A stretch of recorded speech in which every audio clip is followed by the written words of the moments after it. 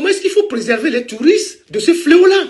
Ou les gens qui volontairement chaque week-end vont à Palimé et qui vont abuser des filles et qui reviennent tranquillement à Lomé. Prochain week-end, on va encore à Palimé.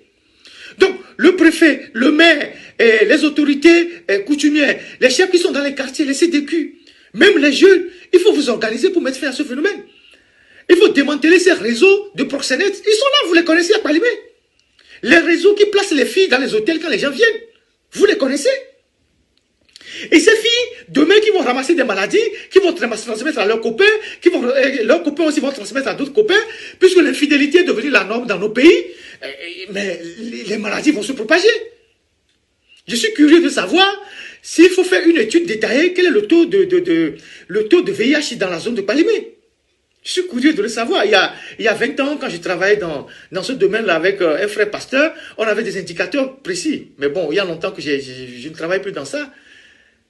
Donc, je suis curieux de savoir, c'est quoi le taux d'infection de VIH dans la zone de Palimé. Et les hépatites et tout ça.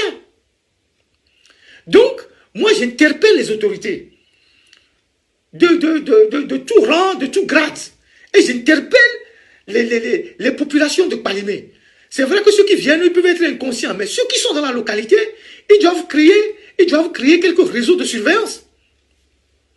Les gens qui sont dans la diaspora, qui sont de Palimé, parlez à vos frères, parlez aux gens qui sont à Palimé, pour que les gens ouvrent les yeux. C'est des phénomènes qui vont détruire vos frères, vos petites sœurs et tout ça. L'individu, l'homme, la femme ne peut plus devenir une chair qu'on vient consommer et chaque week-end qu'on repart à Lomé. On fait n'importe quoi dans les hôtels et il n'y a pas de surveillance. Il y a des maisons closes, il y a des gens qui ont mis des villas à disposition, on amène les filles, on fait des partous, il n'y a rien. Mais si on vous dit demain qu'il y a quelques jeunes qui sont en train de préparer un coup d'État là-bas, la gendarmerie saura où les gens sont. Mais quand on fait les conneries de partous, les gens ne savent pas. L'actuel préfet de Palimé, M. Bertin Hassan, c'était un camarade de lutte. On a milité ensemble sur le campus, on a milité dans l'UFC pendant au moins une quinzaine d'années. Après, bon, eux, ils sont partis aux affaires. Bon, la vie, c'est comme ça. Les gens, à un moment donné, changent de conviction. Il est préfet peut-être bientôt 7 ans, 8 ans. Bon, c'est vrai que lui aussi, de temps en temps, on était des très grands démocrates quand on était dans l'opposition. Une fois qu'ils sont aux affaires, ils interdisent les manifestations, ils interdisent l'opposition de venir travailler dans le... Mais il est préfet depuis 8 ans ou 7 ans. C'est des gens avec qui on a fait les maquis ensemble. Eux, ils sont allés aux affaires. Il est préfet. Donc, il faut arrêter ça. Il faut interpeller monsieur le maire, il faut interpeller les chefs de quartier, la gendarmerie, la police, pour mettre des dispositions en place pour arrêter ça. Sinon, dans 10 ans, 15 ans, les gens vont être contaminés partout à Palimé.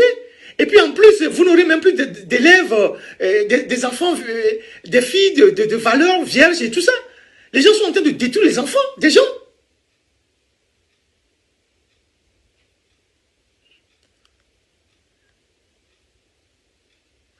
Donc, il y a le prosélytisme, il y a les partous, il y a les LGBT qui sont très développés. Ça, je le dis parce qu'on a fait des enquêtes là-dessus, on avait publié un dossier là-dessus. Il y a tous ces phénomènes qui existent à Palimé aujourd'hui. Accessoirement à Kara aussi, les Evalas arrivent. Ça va être la grande prostitution à Kara. Derrière les Evalas, il se passe beaucoup de choses. Donc, les maisons des jeunes qu'on a construites chez nous, ça sert à quoi?